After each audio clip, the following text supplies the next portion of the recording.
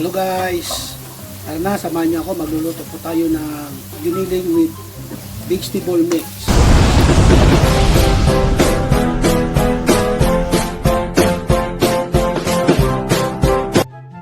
At siyempre guys, ito rin ating vegetable mix guys.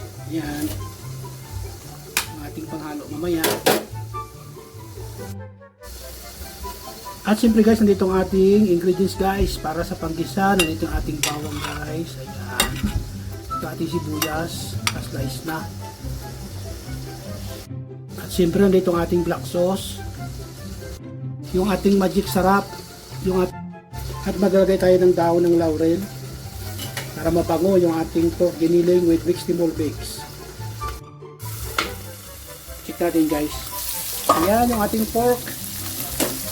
Mayroon na sariling mantika.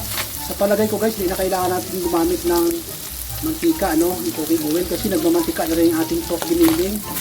Kung gagawin nila natin, mamantikain natin siya. Pag lubas na yung kanyang mantika, saka natin igisa ang ating mga ingredients. Ika nga, parang ginisa sa sariling mantika. Ayan guys, lumabas na yung mantika nyo. Yan.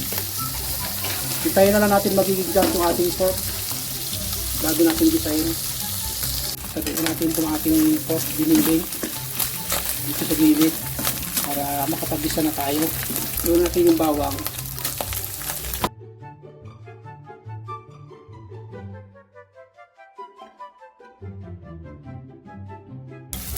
Ilagay natin ating sibuyas.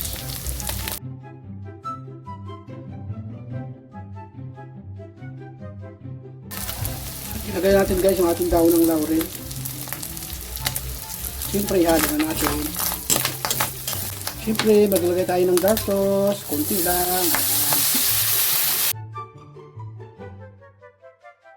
Maglagay na rin tayo ng magic sarap. Hindi na guys kailangan ng asin.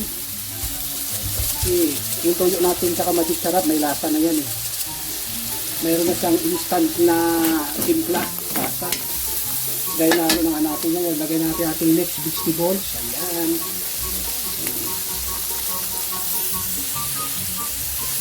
Simpleng ulam lang to guys. Tipid, mura.